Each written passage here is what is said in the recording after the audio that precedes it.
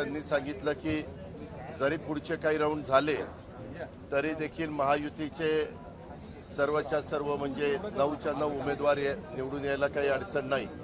पहिल्या राऊंडमध्ये तर किती उमेदवार निवडून आलेले ते आपल्याला सगळ्यांना माहितीच आहे आणि एकंदरीतच ही निवडणूक सगळ्या जनतेचं लक्ष होतं, महाराष्ट्राचं लक्ष होतं।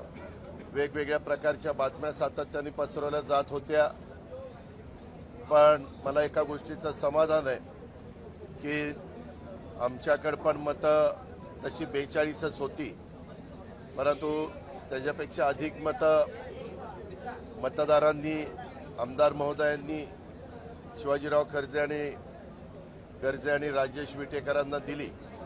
त्याबद्दल मी त्या सर्व आमदारांचं मनापासून आभार मानतो। त्यांनी टाकलेल्या विश्वासाला निश्चितपणे हे दोघंही योग्य पद्धतीनं काम तिथं विधिमंडळामध्ये करतील। जी काही पक्षाची भूमिका असेल, जनतेची भूमिका असेल ती व्यवस्थितपणे मांडून त्यांचे प्रश्न सोडवतील। वेगवेगळ्या प्रकारच्या चर्चा होत होत्या, हे फुटणार ते फुटणार अशा प्रकारच्या बातम्या येत होत्या, परंतु स्वतः एकनाथराव शिंदे साहेब असतील, देवेंद्र फडणवीस साहेब असतील आणि आम्ही सगळ्यांनीच 2-3 वेळेला एकत्र बसून बाबा भाजपची मतं भाजपने सांभाळायची, राष्ट्रवादीची राष्ट्रवादीनं, शिवसेनेचे शिवसेनेनं आणि जे बाकीचे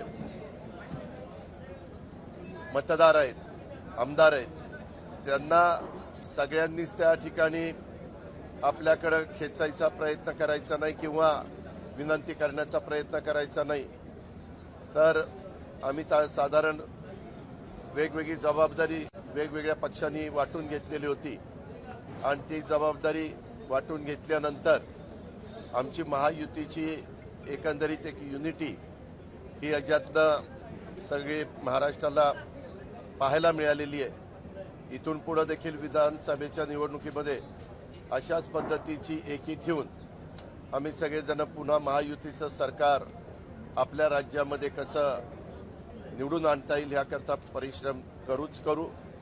परंतु ज्यांनी मतदारांनी महायुतीच्या उमेदवारांना मतदान केलंय त्या सगळ्यांचं मी आभार मानतो, त्यांना मनापासून धन्यवाद देतो। निवडून आलेल्या सर्व उमेदवारांचं मनापासून कौतुक करतो, मनापासून अभिनंदन करतो। खरं आम्हाला वाटत होतं की ही निवडणूक बिनविरोध होईल, परंतु अचानक एक ॲडिशनलचा उमेदवार आला आणि त्याच्यामुळं निवडणुकीला एक वेगळ्या प्रकारची रंगत चढली।